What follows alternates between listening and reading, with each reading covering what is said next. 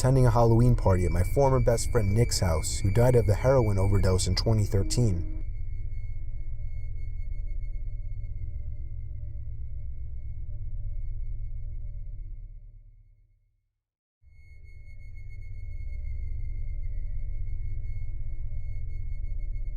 Before his death, he would throw big Halloween parties every year at his house, as his parents routinely flew to New York every year to attend their own friend's party.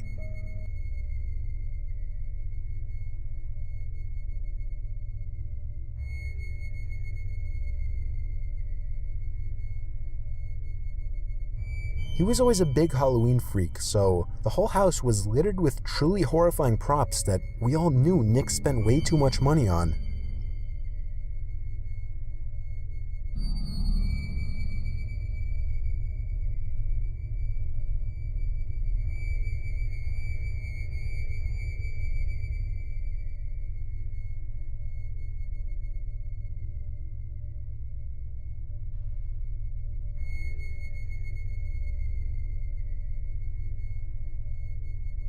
He even put up giant walls of cardboard and covered them with wallpapers to create a haunted maze of sorts.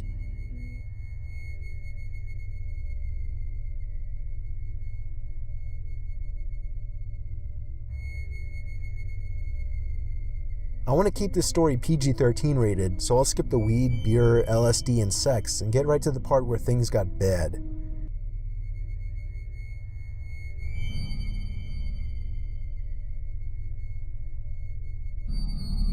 I'll admit, we weren't in our right minds. None of us were. Anyone who came to Nick's parties knew what went down.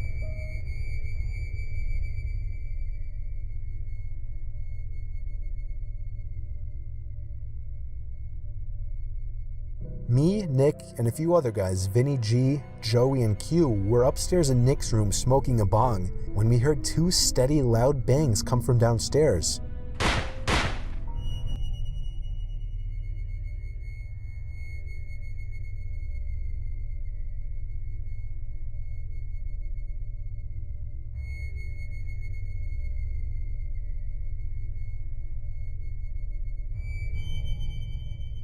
Nick clumsily but panickingly rushed to open the door and see what was going on. There were sounds of screaming of both guys and girls. I remember quite clearly it sounded as if there were a crowd of people screaming for their lives down there. We all called Nick to come back in and shut the door. Even under the influence of drugs, we all knew what was going on.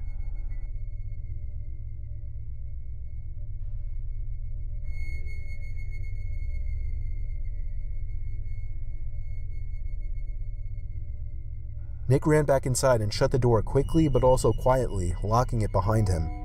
He turned to us and had on the facial expression of someone who had just witnessed murder.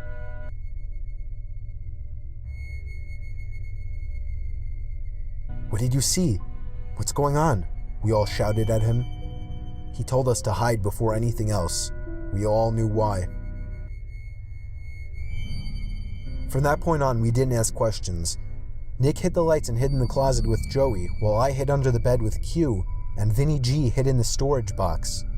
We could hear the blasting music from downstairs turn off, followed by a grown man screaming at everyone to shut up. One unfortunate girl let out a scream of shock and fear, and after another bang, silence.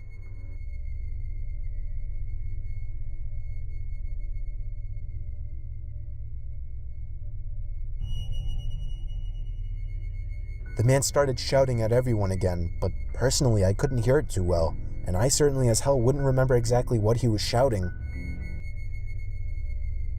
We heard two other men shouting. By now there were a confirmed 3 intruders in the house, but there could have been more for all we knew at that point. We heard the sound of boots stomping up the stairs and then coming halfway down the hall and stopping outside the bedroom door.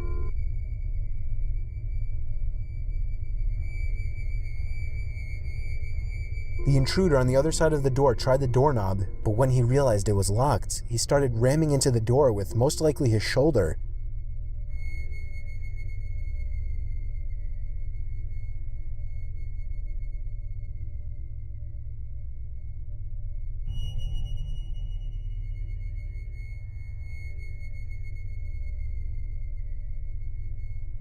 After a few failed attempts at that, the sound of a few shots to the doorknob were clearly enough to break the lock, allowing the door to swing open.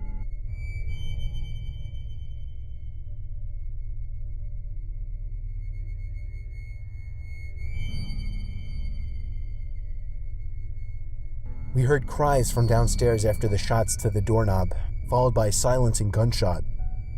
Me and Nick had our hands on our mouths to shield our breathing noises. I watched through the transparent cloth that hung from the bottom of Nick's bed as the black boots with overlapping ripping denim jeans moved instinctively to the closet.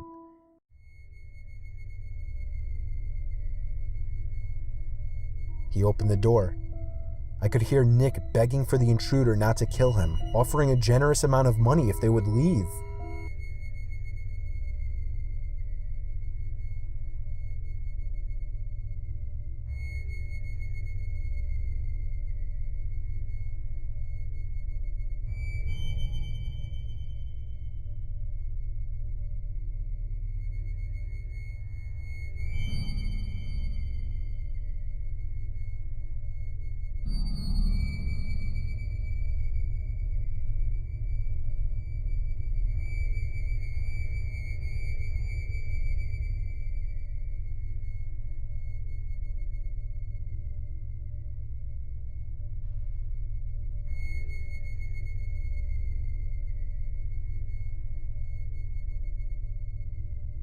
Nick gave himself up as the house owner.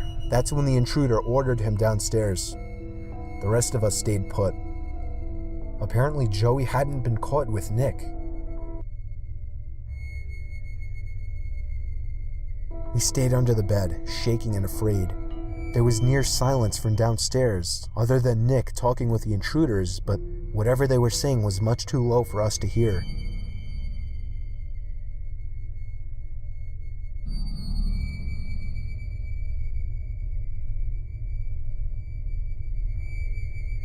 It felt like a near 20 minutes before the front door slammed shut and Nick came running back upstairs to tell us that they were gone.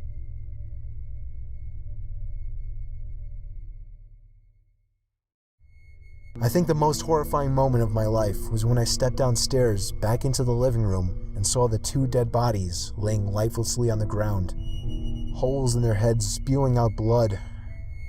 Jen and Robbie, two good friends that I still miss.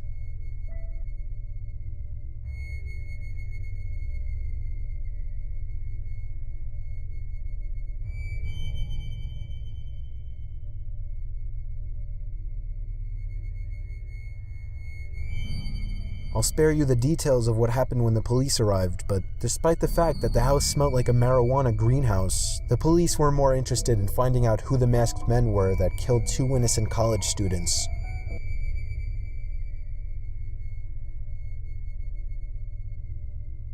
Oh yeah, Nikki told the four of us who were hiding in his room that there were 4 intruders in total, all wearing fedoras, vendetta masks, coats, and gloves.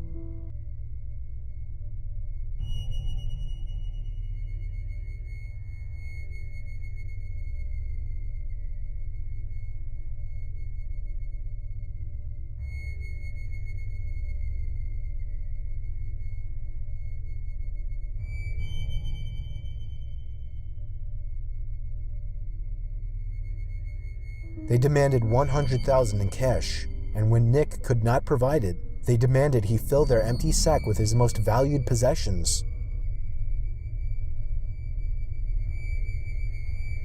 All of the partygoers held hostage in the room were also forced to throw their wallets into the sack or they would be shot.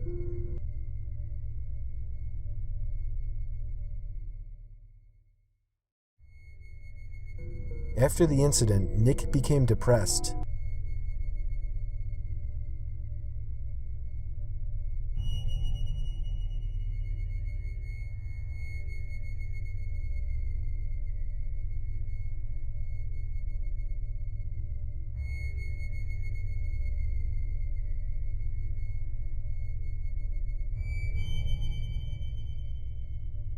He started drinking too much, becoming an alcoholic. He stopped showing up to school and ultimately ended up dropping out. He started the use of heavier drugs, such as meth and heroin.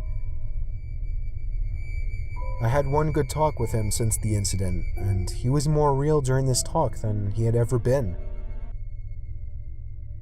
He told me, with tears rolling down his cheeks and a pipe in his hand, he lived in constant pain, knowing he caused the death of two of his best friends. Nick died of a heroin overdose in July of 2013, not even a year after the incident.